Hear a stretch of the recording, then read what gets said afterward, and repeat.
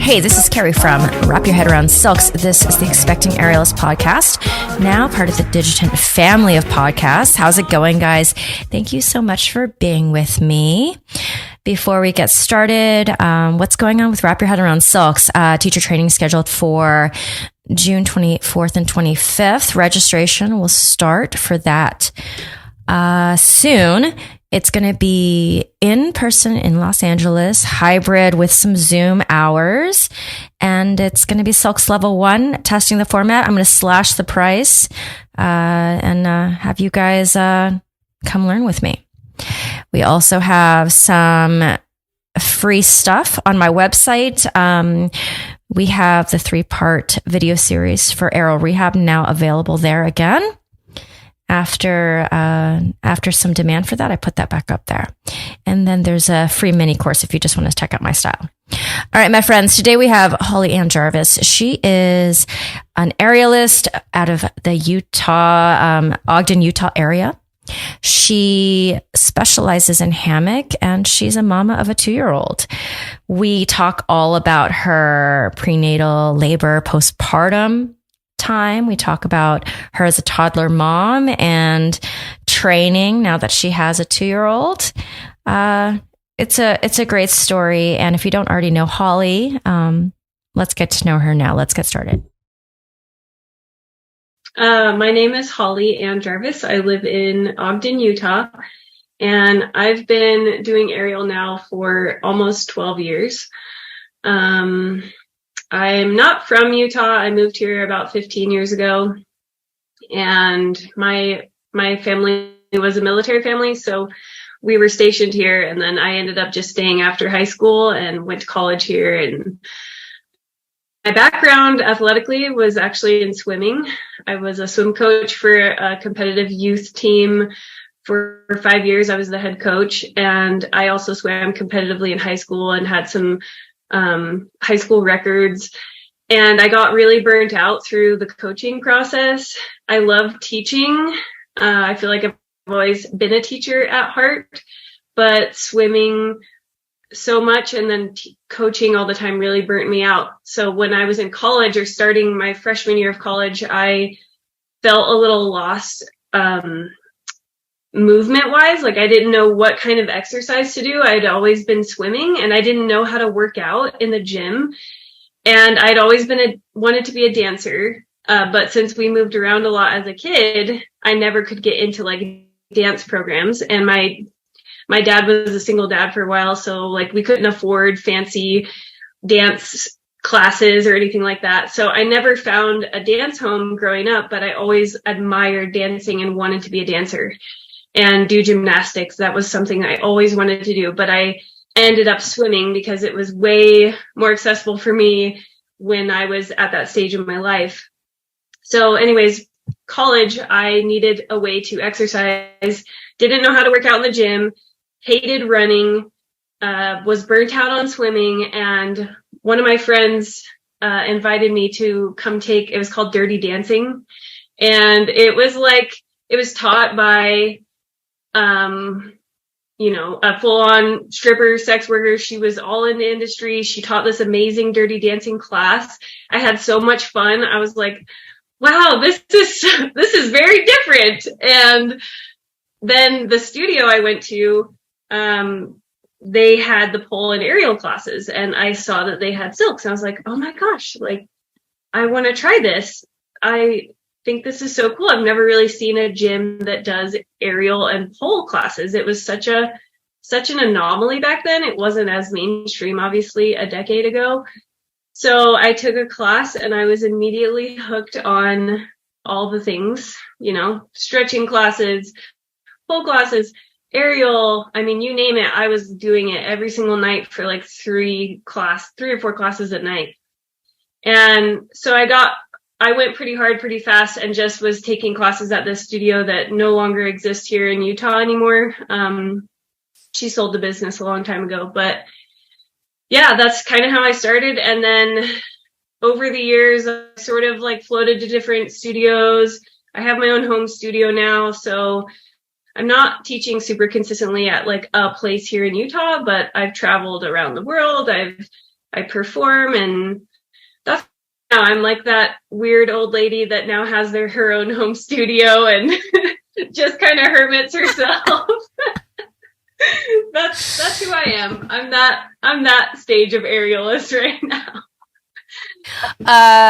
If you call yourself a strange old lady, I think that's most of us. I mean, we all have, I mean, I don't have a, you know what I mean? Like there's stages of aerial, like when you're novice and you're really excited about it. And then there's the competitor stage. And then there's like your burnout stage. And now it's like, there's different like levels, you know? I feel you. I'm somewhere on the how am I going to make more money doing this stage? Yeah, you go through that stage in there too. Yeah. How am I going to support myself doing this stage? Your preferred apparatus, right? Or from what I've seen, is hammock. What drew you to hammock versus all the other ones?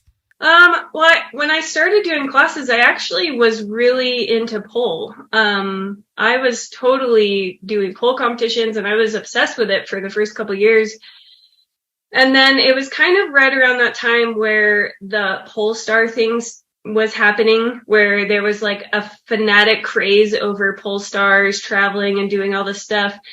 And the industry has changed a lot over the last 5 or so years, even 10 years. But I felt like at that point, I loved pole, but I also really loved hammock. And I loved that there was so much uncharted territory with hammock, because with the way that I had learned hammock was very, I don't want to say trick based, but it was kind of like aerial yoga based with another layer to it. Like there wasn't as much dancing and flowing, and I really wanted to move and flow in the hammock, and I hadn't really seen that.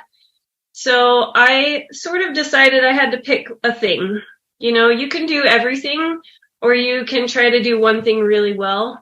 And me personally, I wanted to try and pick something to do really well, and that was hammock. I don't know why, it just felt like that was, you know, something that I could potentially make more money in than pole, because I wasn't going to be a pole star. I mean, I just felt like it was already saturated in that sense. And I really wanted to dive into hammock. I loved the way that it felt. I loved how I felt dancing in it. And it just felt like the most natural decision to make. So I just went for it. And I still do a variety of apparatuses, but I do very little pole now. And it's mostly aerial based. My 4 apparatuses are silks, hammock, lyra, and span sets, or just double loops in that order. Mm-hmm. And what hammock gives me that the other 4 don't is a float. It's like a floating feeling that I cannot get out of any of the other ones. Even lyra, because lyra, you're technically supported a lot of the time, but it's still not the same. Like it doesn't have that floating quality that I love out of hammock. The way that I best describe it is like there's a lot of play with balance and tension of the fabric. I love getting into like different shapes that play with the slack of the hammock.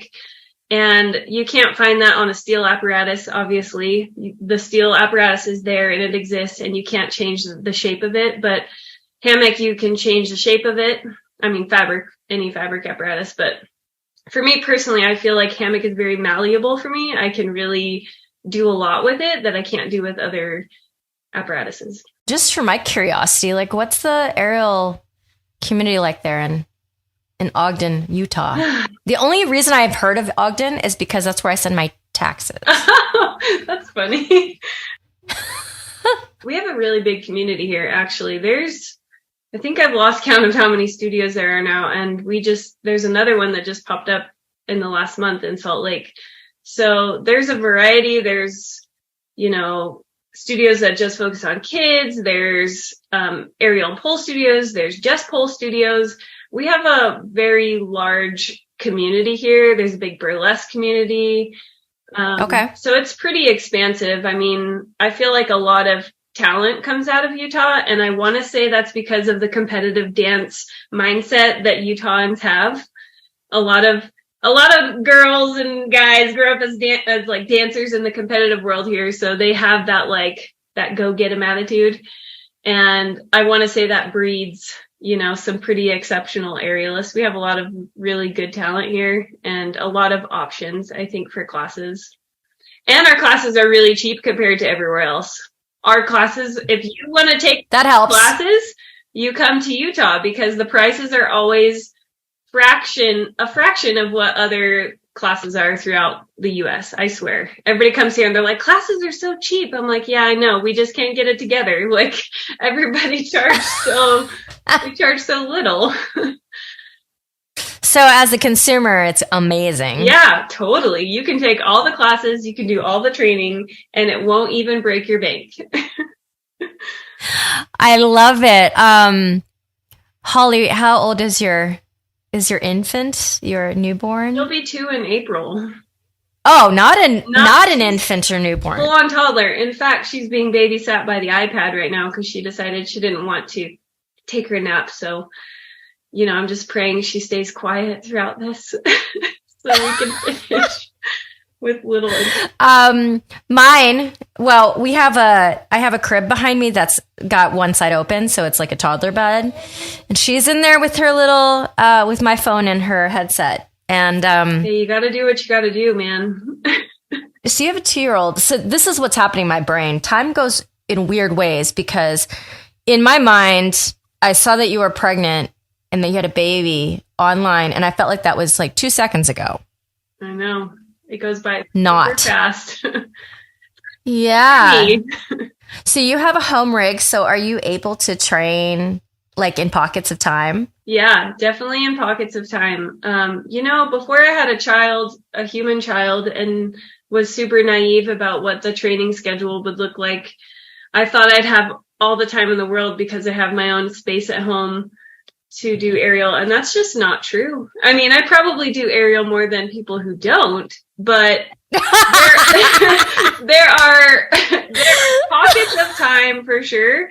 And she does like to crash my aerial training sessions a lot, and that's okay. We just have to roll with it. But it is very short. My training sessions used to be 2 hours long, minimum. Yeah. I used to just take my sweet time, and now it's like, okay, quickly, can I do a little 30-minute ditty here, and then, go do the nap and do the food and all that stuff. So it is very different, but it's a phase, For sure. And for me, it's so different because, I teach 5 days a week at like a studio, and, you carve out the time you're there. So I train with my students. I have very little like prep time away from them, but I've been teaching long enough. I can figure it out. So it does shift, from every single mom I've talked to. It's like our efficiency is so high now. It's like, oh, I can get it done so fast. My friends who don't have kids and the staff that I know that don't have kids, they're like, man, I need 90 minutes to warm up. I'm like, oh, it's over. They waste so much time. You're like, girl, I don't have that much time. Like, I got 45 minutes. Yeah, but like for them, it makes so much sense. The same way it made sense to me before too. So I'm like, I get it, but it's just not happening anymore for me. When it comes to, because this is something I like to ask all my ladies who are aerialists, who are also moms, if there's anything about your prenatal or postpartum or labor that you'd like to share that might, add to our worldwide anecdotal evidence of like things. Yeah. So people can really, have examples of what to expect.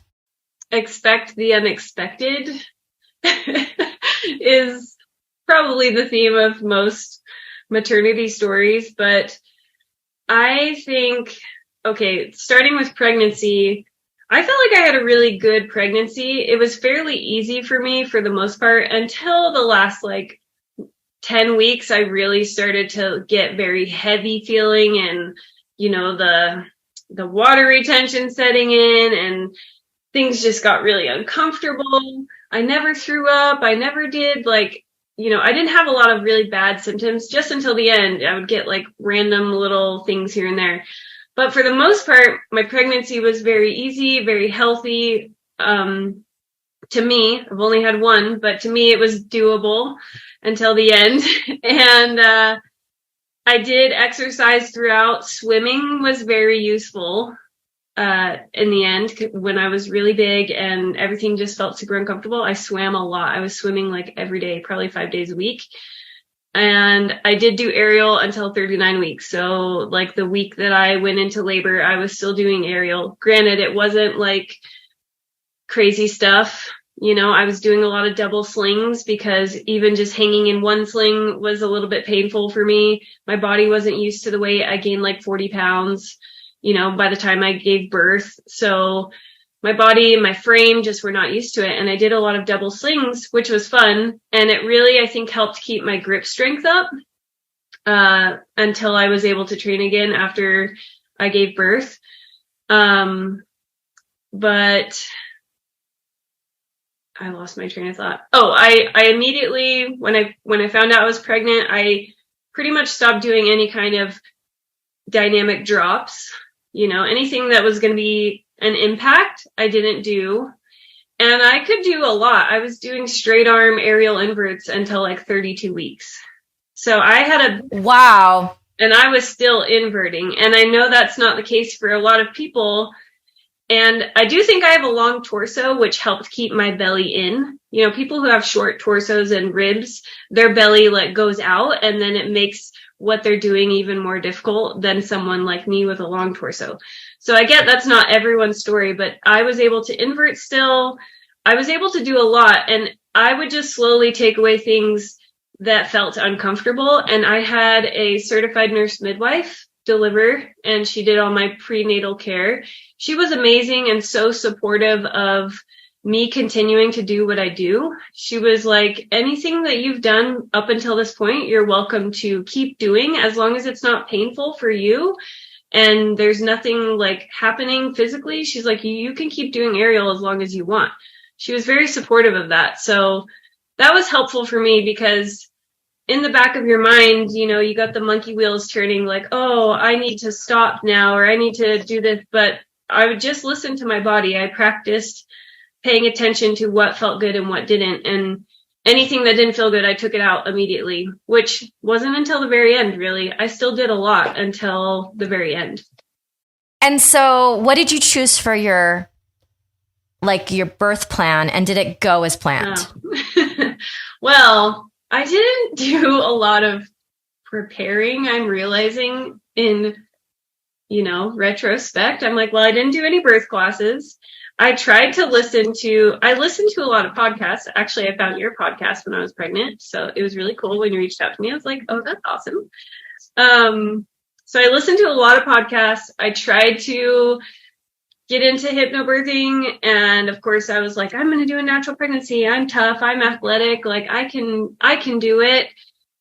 And I didn't prepare as much for how hard it would be.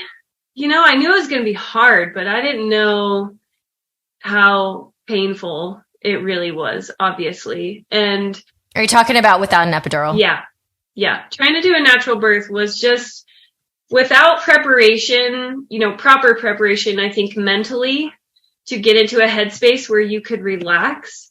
That's the component I think I was really missing in order to successfully deliver without an epidural or, you know, assistance. So I wanted to give birth unmedicated. I didn't want to do a home birth because I was too scared for that, but I had planned to deliver in a hospital and I wanted to go unmedicated. And when I went into labor, I was like freaking out, thinking my baby was coming out right then. You know, I was like, oh, this is really hurting. Like, is this normal? I feel like it's come on really fast. And when I got to the hospital, because my midwife said, well, if they're this many seconds apart or minutes apart, then you need to go. And so I went and they were like, you're dilated to a 2. And I was like, a 2? What do you mean a 2? Yeah. It feels like an 11. And they were like, well, we might have to send you home. And I'm like, send me home? I sat in the passenger seat of the car on the way here, and I thought I was going to die. Like driving in the car while you're in labor, is the worst ever because there's nothing you can do to get comfortable. So I didn't want to go back home and then come back. And I was like freaking out, like, don't send me home. So that just kind of snowballed into, I had to be in labor at the hospital. They have the most uncomfortable beds in the world where I was. Like, it was not a very soothing or comfortable space. So I couldn't relax. And then my labor started to progress, and then it started to go backwards because I was so tense. My cervix would not relax. And so my labor, I was dilated to like a 5, and then I started to dilate like back to a 3 or something. So okay, why have I never heard of that? I know, I didn't know that could happen, but apparently I was so tense that my cervix just started to close on up. Like, it was like, yep, we're not doing this. It's not happening. So at that point, I was exhausted. I went into the hospital. I think it was like 9:30 on the night of the 13th, and I labored. The details are so fuzzy. I should have reviewed my little notes that I took so I wouldn't forget. I think I labored until 7 in the morning, unmedicated. And then I finally got an epidural at like 7 something. And then she was born at 2. So yeah, it was a ride. It was a wild ride. I didn't know that labors could kind of go backwards. I didn't know that that's a thing. And I just wasn't prepared for how hard it would be to relax. It wasn't even necessarily how painful it was, because it's painful, but it's the relaxing part that I had a time with. And I have a little bit of a theory on this. I have a theory. Oh, I would love to hear this. I was pretty active throughout my pregnancy, very active before my pregnancy. I've been an athlete for many, many years, right? I feel like I have a very strong core. My transverse abs are like, they were solid when I was pregnant, right? And before. And then when you're in labor, all of the stuff is contracting, and it's used to like being in this engaged, state, right? When you're doing all these exercises.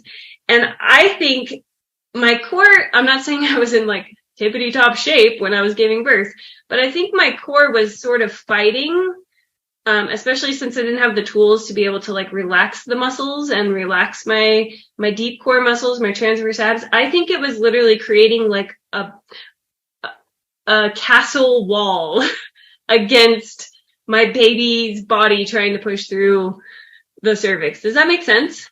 It just felt like yeah. If you've ever been in labor long enough to feel like when the baby moves down, to me it felt like a battering ram was like slamming against my cervix, it was, my baby was trying to push through, and it was like, nope, not happening. Like, it just felt like a battering ram, like hitting the walls of the castle door over and over and over again. And I was like, what is this pain? I don't even know how to describe this pain. But because I couldn't relax, the doors would not open. So it just all went backwards. And then I ended up getting an epidural, which was the greatest decision ever, by the way. I had a wonderful birth. I felt like it was the perfect epidural. I didn't even feel the epidural when he put it in. I was having contractions while he was putting it in, and I didn't even feel it. By the time I gave birth, I could still push. I could still feel her. I could still, move a little bit. So it was like the perfect amount of epidural because I could still feel what was happening, and I wasn't just laying there like totally paralyzed. And that was one of my fears that I had. I didn't want to not feel and have sensations. And so it ended up being a great decision, and I felt kind of bad for it.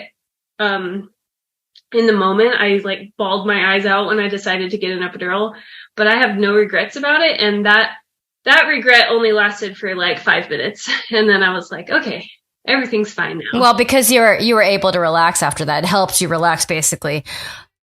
And there's so many like hormones like rushing through you in those first like 24 hours. And in that moment of labor, like there's so much happening that like you cry, and then you're like, oh, okay, I made the right decision. And there's a lot going on. So you only get to like really analyze things longer down the road after the fact, when you've come to your senses and you're not feeling so wild, because you feel wild. I felt like a primal beast. And I felt very not myself, but it all worked out. She came out super healthy.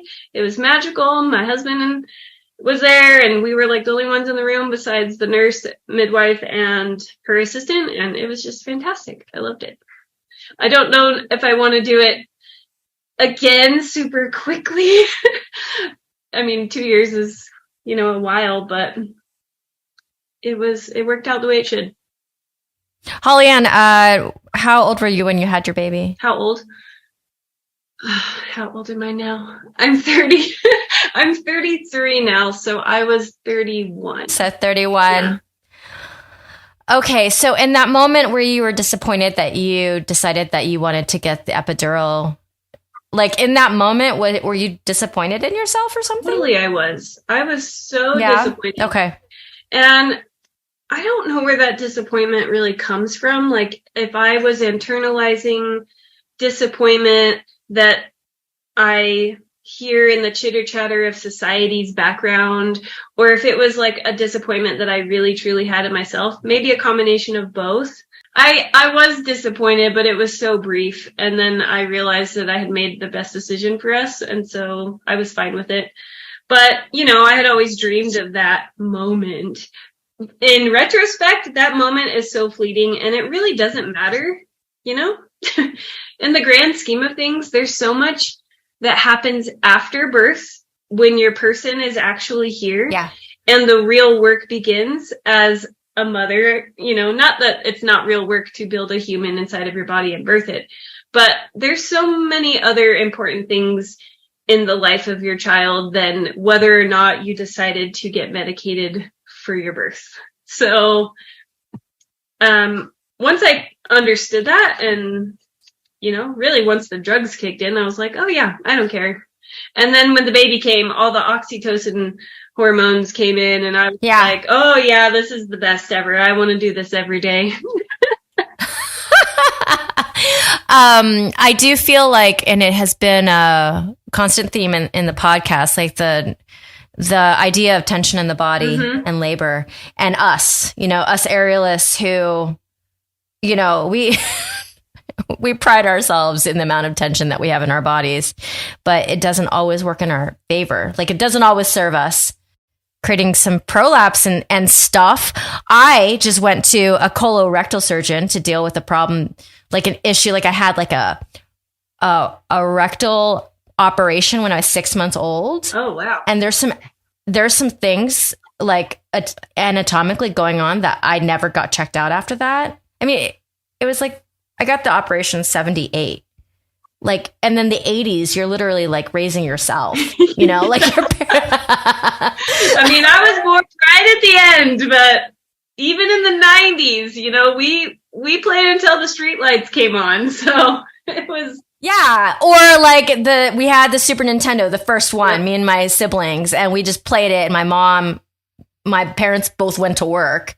It's like no one was checking out my anatomy as a teenager, whatever. So dealing with some stuff, but the doctor asked me if I had a C-section or if I had a vaginal, looking at my pelvic floor today as a 45-year-old. And he's like, did you have vaginal birth? I was like, no, I ended up having a C-section. He's like, you will never regret that a day in your life because you're messed up down there in the first place. I'm like, man, but you can always just go in and fix it.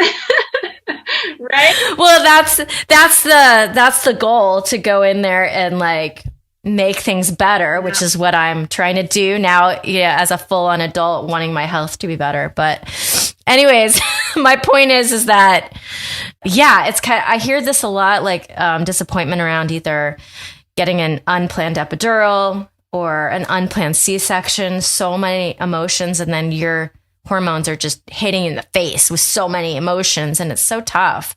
But I think that this is important because a lot of women have been saying, okay, if you could talk to people about their identity process, and then the emotions around the birth. So for you, what was that transition like from not a mom to a mom? Man, Carrie, I'm going to be honest. It was rough. That was the hardest part for me, I think, through this whole process was my identity crisis. And okay, so I gave birth in 2021 in April. So we were still in a pandemic. I had a COVID baby, right? And it was kind of a great time to be pregnant because nothing was happening. I didn't have the FOMO of missing out on workshops or doing cool performances because there was nothing going on. So it was a great time to be pregnant.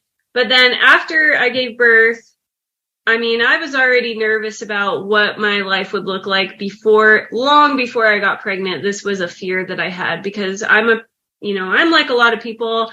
I don't love when things change drastically and you kind of have to reinvent yourself. Like that's really hard for me to do sometimes. So imagining going from 0 to 1 child was pretty scary. And then I talked myself through like, okay, yeah, we're going to do this. Like we want to have a baby and we want to do this. And now's the time. I'm not getting any younger. I waited as long as I felt like I could. And I felt like I had done enough in my life personally. And, with my husband and I were married for 5 years before we got pregnant. So I felt like I had done enough to feel okay with slowing down. And just for me as a doer and a overachiever in that sense, I had to feel like I had some success behind me in order to, dive into this new world. So after I had my baby, we were still pandemic. I got very hermity, which I think you do for the most part after you have a baby, regardless of if you're in a pandemic or not. I think at least a lot of my circle of friends get very hermity and they just care for the baby. And that's like the number one. And I think nature intends it that way. I think your brain changes chemically and suddenly you have this person to care for. And that's the most important thing in the world. And everything else just falls off the radar. And that's totally normal. But when you are in the moment of experiencing that, it's very difficult to wrap your head around that it is normal and you feel like you've lost yourself. And I felt very lost for a long time. I didn't recognize my body. I didn't recognize my schedule or my lack of a schedule. Everything about my world felt like it was upside down. But I also felt like I was in a really good place to have a baby. So I'm like, well, I can't complain because I don't have to go send my baby to daycare after 6 weeks and go work full time at a desk, like some other moms do. My husband's around a lot more than maybe other husbands might be. So I can't complain, I have it pretty good. And I did enjoy the immediate postpartum state. I loved snuggling my baby. I ate that up because I knew it was going to happen so fast. I had heard people say it over and over, enjoy those moments. They go by so fast. So I made a conscious effort to really enjoy that part.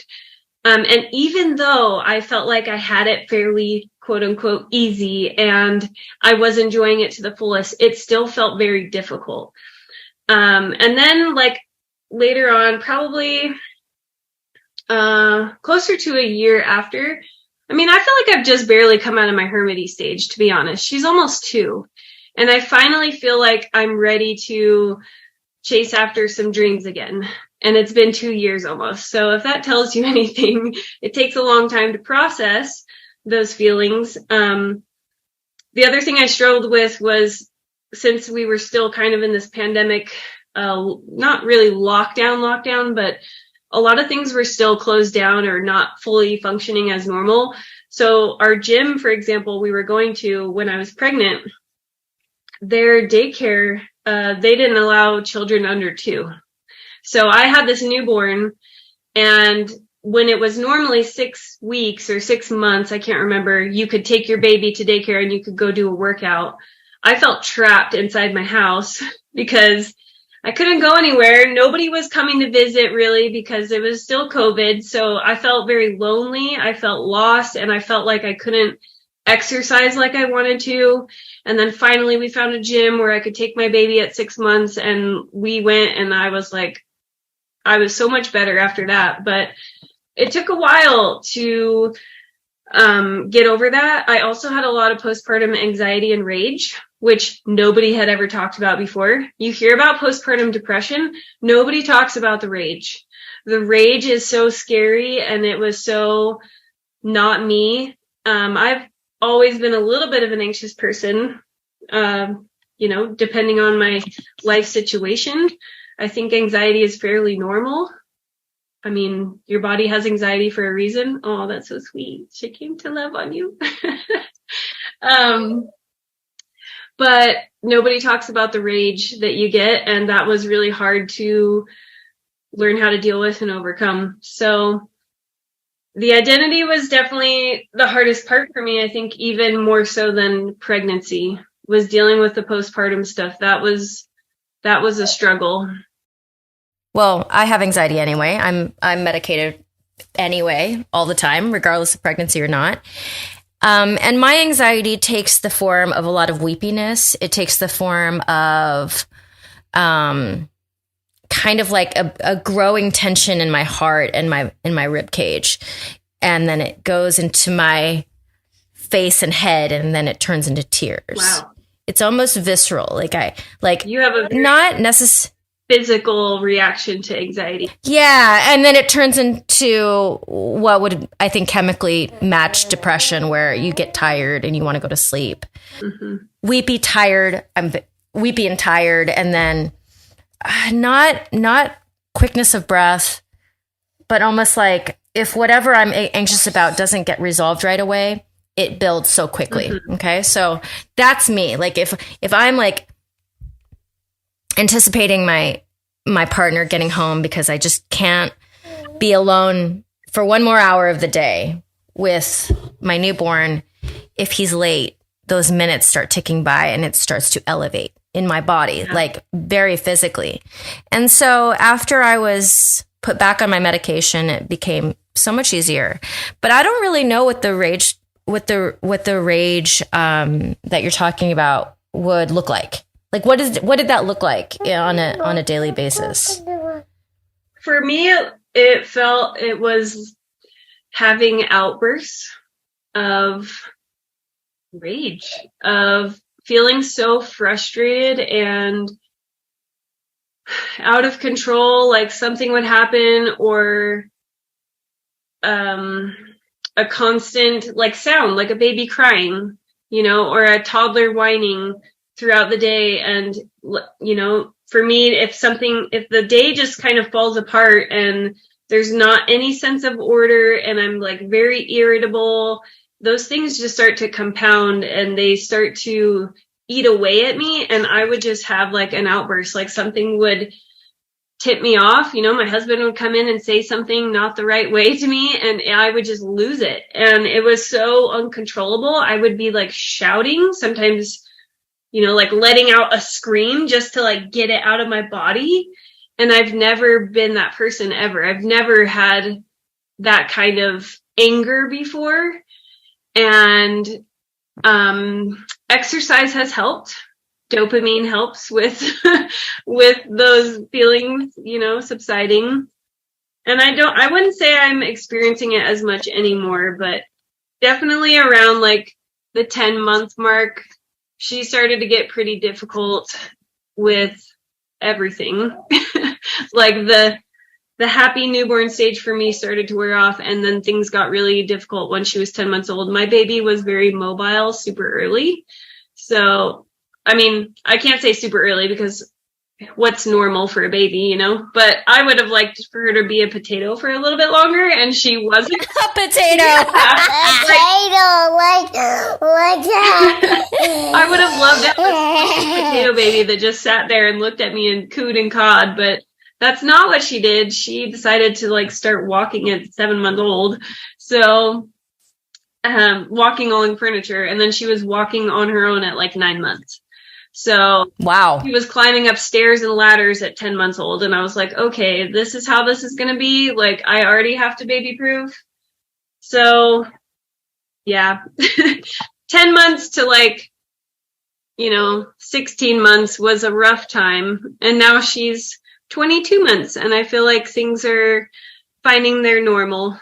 I'm assuming that rage was really hard on your relationship with your husband. I'm assuming that's the only way for that to go.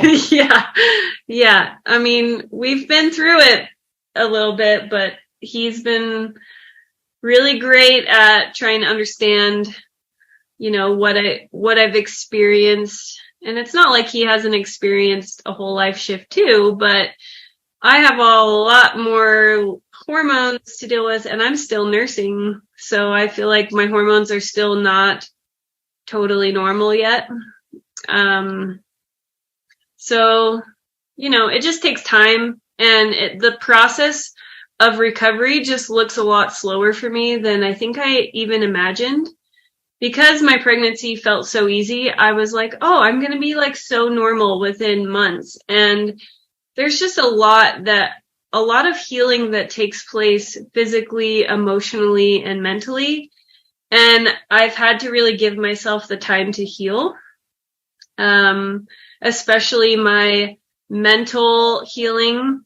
There were, times where I wasn't in a great place, but I gave myself space to just heal and process. And I think it's been helpful. It just has looked a lot slower than I think sometimes other people seem to just bounce back really quick. You hear that bounce back.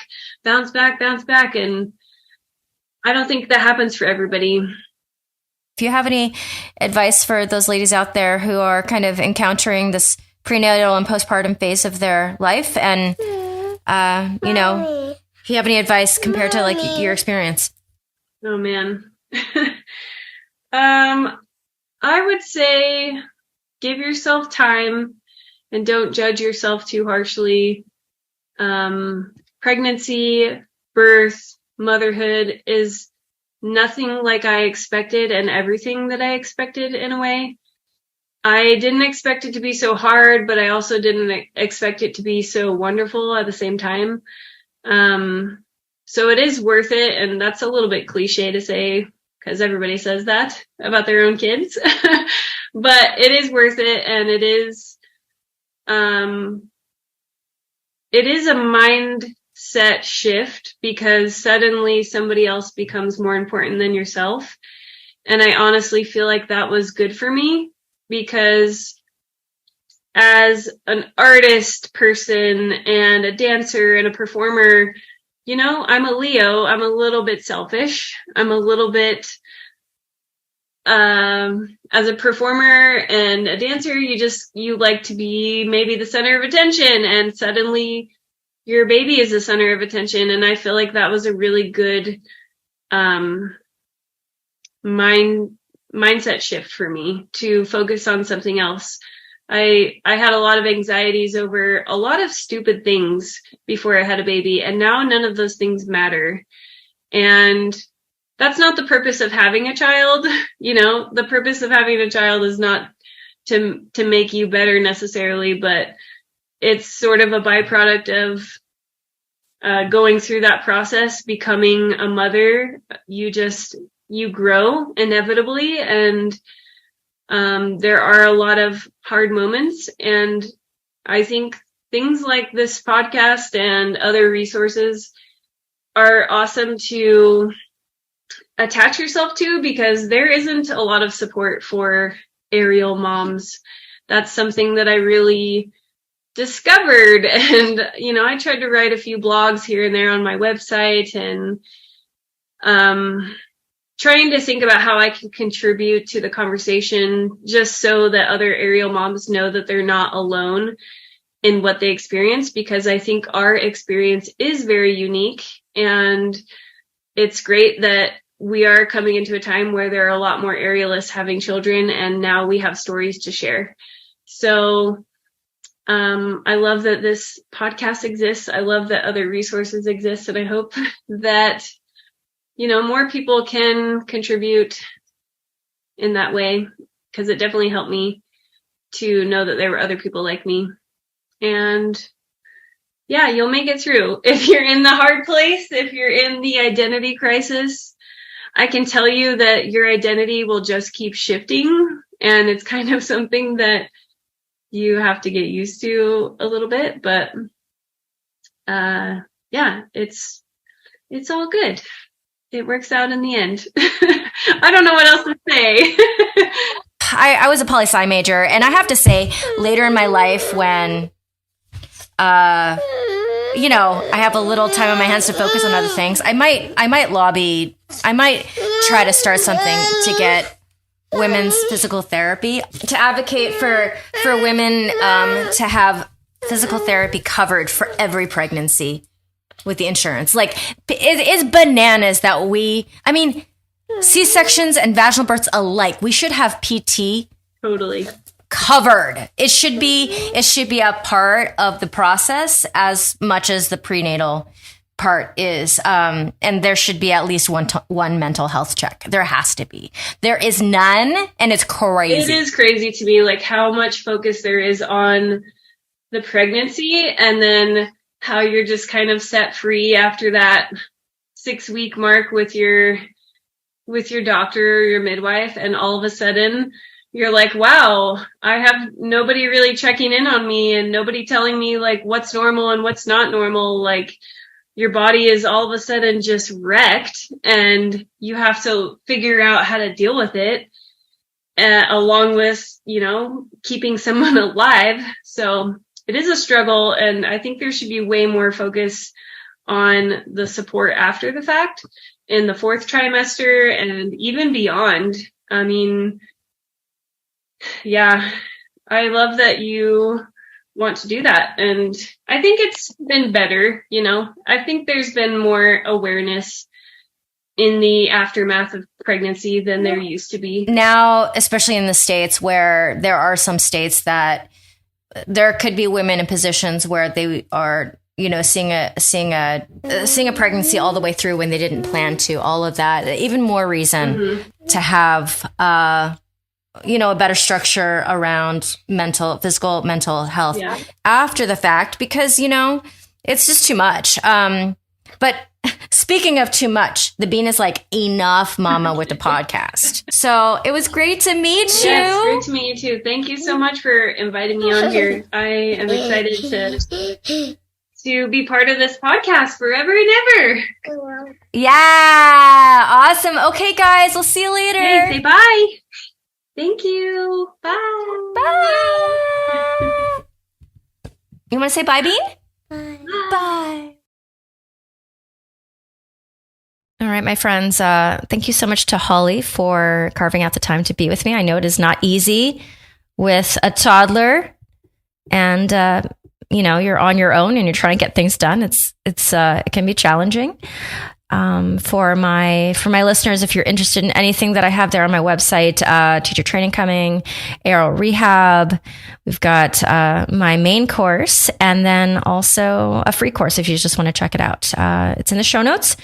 And then thank you to sound engineer Asa Watkins. If you would please honor me with a 5-star rating and a review, it means so much to me. Smash the 5 stars, leave a sentence. I'll highlight you on my website. And I thank you so much for being here. I will see you guys next time. Over and out. This is the Expecting Airist with Digital Podcasts.